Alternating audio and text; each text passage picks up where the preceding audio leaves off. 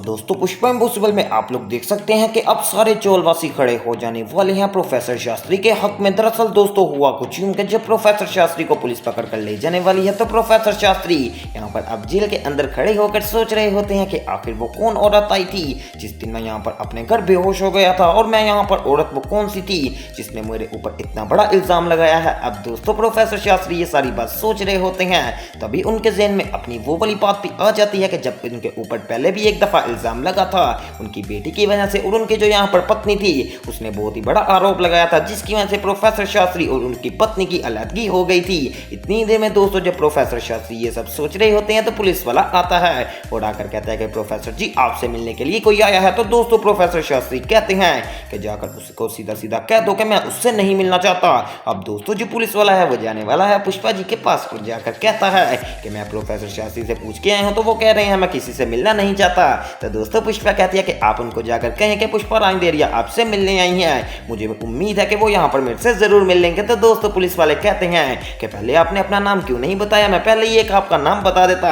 शायद वो आपसे तभी मिल लेता। तो दोस्तों पुष्पा कहती है कि ये तो मेरे पास आखिरी मौका है। इसके बाद दोस्तों दोबारा से पुलिस वाला जब चाहता है तो प्रोफेसर शास्त्री और भी ज्यादा गुस्से में बोलते हैं और कहते हैं कि तू बकवास नहीं बंद कर सकता, मुझे पता है पुष्पा ही है, बस उससे जाकर कहते हैं कि प्रोफेसर नहीं मिलना चाह रहे। तो दोस्तों अब यहाँ पर पुलिस वाला गुस्से में आता है पुष्पा के पास और आकर कहता है कि पुष्पा जी वो यहाँ पर बहुत ही ज्यादा गुस्से में है और कह रहे हैं कि मैं आपसे नहीं मिलना चाहता, लगता घर से काफी ज्यादा मार खा कर आए हैं। तो दोस्तों ये कहकर पुलिस वाला चले जाने वाला है और पुष्पा काफी ज्यादा यहाँ पर अपने दिल में सोचती है कि क्या उसे अंदर जाना चाहिए या फिर वापस घर चले जाना चाहिए। दूसरी तरफ दोस्तों आप लोग देख सकते हैं कि प्रोफेसर शास्त्री के अरेस्ट होने के बाद नैना आने वाली है पटनागर सर के पास और कहती है कि अंकल जी आपने तो सच में कमाल ही कर दिया, अभी तो हमने अपना जाल भी नहीं बिछाया था और प्रोफेसर शास्त्री अपने ही करतूतों में खुद फंस गया। तो दोस्तों साथ ही पटनागर सर कहते हैं कि उसने तो फंसना ही था ना, क्योंकि उसकी करतूतें ही ऐसी थी। देखो एक यहाँ पर लड़की के साथ कितनी गलत हरकत कर रहा था तो फिर पकड़ा तो जाना ही था ना, ऊपर से लड़की ने सारी कहानी बता दी है। अब दोस्तों यहाँ पर जब बात कर रही होती है नैना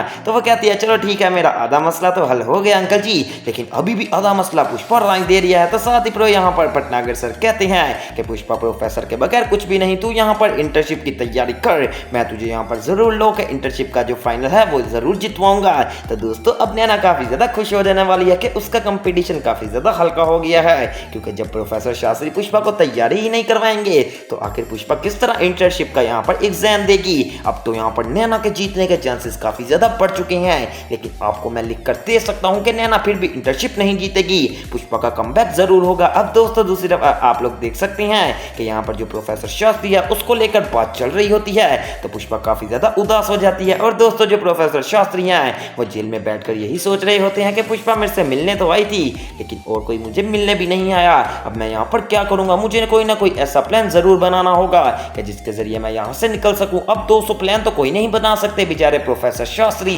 लेकिन एक प्लान ये जरूर बना सकते हैं कि यहाँ पर जो पुष्पा है उसको दोबारा से अपने पास बुलाया जाए, और मुझे पूरी उम्मीद है कि इसके बाद पुष्पा दोबारा से आएगी और प्रोफेसर शास्त्री से मिलकर ही रहेगी, और इस बार यहाँ पर कोई पुलिस वगैरह वाला भी रोकेगा नहीं पुष्पा को। अब दोस्तों दूसरी तरफ यहाँ पर जो कादम्बरी है वो घर में बैठी होती है और यहाँ पर कुछ मोबाइल वगैरह यूज कर रही होती है। इतनी ही देर में कादम्बरी के सामने खबर आने वाली है कि यहाँ पर जो प्रोस्तम कॉलेज के प्रोफेसर शास्त्री हैं उनको अरेस्ट कर लिया गया है, क्योंकि वो यहाँ पर एक अपने स्टूडेंट के साथ बहुत ही ज्यादा घटिया हरकत कर रहे थे और आज वो यहाँ पर जेल की सलाखों के पीछे खड़े हैं। अब दोस्तों जैसे ही कादम्बरी ये सारी खबर सुनती है तो वो काफी ज्यादा खुश हो जाती है, क्योंकि आपको याद ही होगा कि कादम्बरी की सारी पोल खोली थी यहाँ पर प्रोफेसर शास्त्री ने, वो भी पूरे सबूतों के साथ। अब जब यहाँ पर कादम्बरी देखती है कि आज प्रोफेसर शास्त्री यहाँ पर जेलों के पीछे कैद है तो दोस्तों वो काफी ज्यादा खुश हो जाती है और दिल में सोचती है कि बड़ा चला था ना मेरी पोले खोलने, मुझे उसने इस दिन काफी ज्यादा बेइज्जत किया था पूरे चोलवासियों के सामने, आज खुद बेइज्जत हो रहा है, अब तो ये खबर अखबार में भी छप जाएगी। अब दोस्तों जब कादम्बरी ये सब सोच रही होती है तभी उसकी नजर पड़ने वाली है सामने खड़े हसमुख के ऊपर, तो वो सोचती है कि अब तो मैं पूरे चोल के अंदर ये बात फैलाऊंगी, क्योंकि आप लोगों को तो इस बात का पता है ना कि कादम्बरी को जब एक बात पता चल जाती है तो वो पूरे मोहल्ले में यहाँ पर बाजा पीटती है कि सबको बताती फिरती है कि ये देखो ये हो गया है। अब दोस्तों कादम्बरी जाने वाली है हसमुख के पास और कहती है कि ए हसमुख वो सुना था ना जैसी करनी वैसी बननी, बिल्कुल ऐसा ही आज बननी पड़ रही है प्रोफेसर शास्त्री को, बड़े चले थे सबके सामने मेरी पोलें खोलने, आज उनकी पोलें खुल गई है, वो भी एक बहुत ही बड़े मीडिया चैनल के ऊपर। और मुझे पूरी उम्मीद है कि जल्दी अखबार भी आता होगा और प्रोफेसर शास्त्री की इज्जत की धज्जियां उड़ने वाली हैं। अब दोस्तों यहाँ पर जो है गोलू के पापा वो आ जाने वाले हैं और कहते हैं कि कदामरी जी अभी प्रोफेसर शास्त्री का यहाँ पर जो उनके ऊपर इल्जाम लगा है वो साबित नहीं हुआ, लेकिन आपकी तो सारी चीजें साबित भी हो गई थी, इसमें से किसी को ऐसे बात नहीं करते। इसके बाद दोस्तों दिखाया जाता है कि यहाँ पर जो पुष्पा है वो बैठी होती है जुगल वगैरह और साथ ही साथ दिलीप पटेल के साथ और आकर उनको सारी बात बताने वाली है कि किस तरह प्रोफेसर शास्त्री को पुलिस पकड़ कर ले गई है। तो दोस्तों साथ दिलीप पटेल कहता है कि मैं तो ये बात मान ही नहीं सकता कि कुछ ऐसा भी हुआ होगा कि यहाँ प्रोफेसर शास्त्री ऐसी हरकत नहीं कर सकते।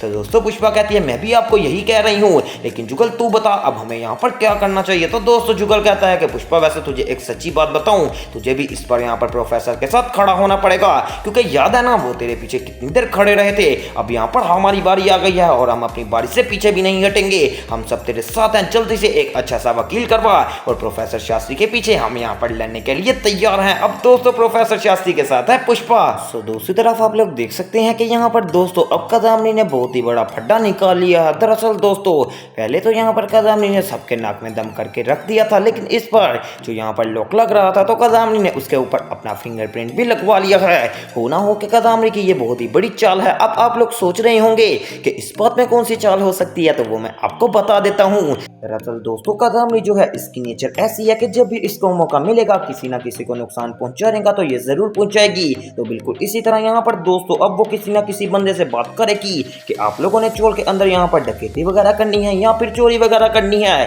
तो उस बंदे को यहाँ पर एंटर भी करवा सकती है, क्योंकि जाहिर सी बात है कि इसका यहाँ पर फिंगरप्रिंट लग गया है। हो सकता है कि दोस्तों बहुत ही बड़ा कोई कांड करवा दे और दोबारा से स्वरा को किडनैप करवाने की कोशिश करे। ये तो अब दोस्तों बात की बात है। दूसरी तरफ आप लोग देख सकते हैं कि प्रोफेसर शास्त्री को बहुत ही ज्यादा ज्यादती के साथ यहाँ पर जेल ले जाया गया है। हालांकि उनका बनता नहीं था जेल के अंदर जाना, क्योंकि जब प्रोफेसर शास्त्री ने कुछ किया ही नहीं था तो वो आखिर जेल के अंदर क्यों जाए। लेकिन फिर भी यहाँ पर जो नैना है वो यहाँ पर जानबूझकर पुष्पा की जान की दुश्मन बनी हुई है। अभी तक हमें इस बात का पता नहीं चला कि आखिर नैना के पीछे मास्टरमाइंड कौन है। हो सकता है कि वो यहाँ पर कदामनी ही हो, क्योंकि आपको पता है कि जहाँ पर भी कोई बंड वगैरह होगा वहां पर कदामनी का हाथ जरूर होगा। तो इस बार भी मुझे ऐसा लग रहा है कि जैसे नैना को कदामनी ने पैसे दिए हुए हैं, क्योंकि कदामनी को भी तो पता है ना कि पुष्पा कौन से कॉलेज के अंदर जाती है और वहां की एक स्टूडेंट को यहाँ पर नैना मिलके पैसे वगैरह दे दिए होंगे पुष्पा यहाँ पर कदामनी ने कि पुष्पा की नाक के अंदर तूने दम करके रखना है। तो इसमें से अब प्रोफेसर शास्त्री को यहाँ पर पुलिस के हाथों पकड़वा दिया गया है और पुष्पा सोचती है कि क्यों ना मैं यहाँ पर जाऊं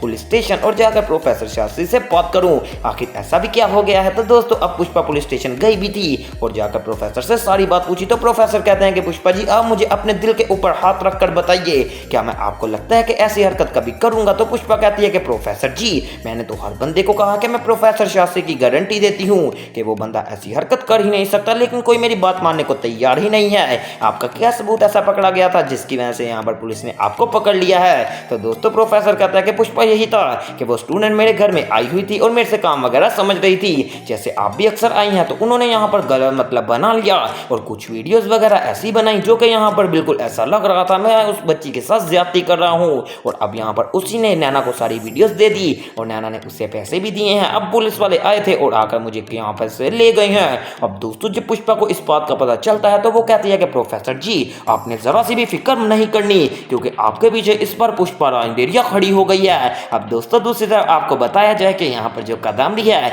उसकी बर्थडे आ गई है यहाँ पर चोल के अंदर और चोलवासी काफी ज्यादा खुश हैं और यहाँ पर सिर्फ एक बंदा ऐसा गुस्से में है जो कि है जुगल, जो कि दोस्तों नहीं चाहता कि यहाँ पर कोई कदामनी के बर्थडे सेलिब्रेट करे। अब आने वाले एपिसोड में हो सकता है कि कदामनी को बहुत ही ज्यादा ड्रामने गिफ्ट मिले, तो वो सब देखना मिस मत कीजिएगा और मेरे चैनल स्पाइसी एंटरटेनमेंट को सब्सक्राइब करें।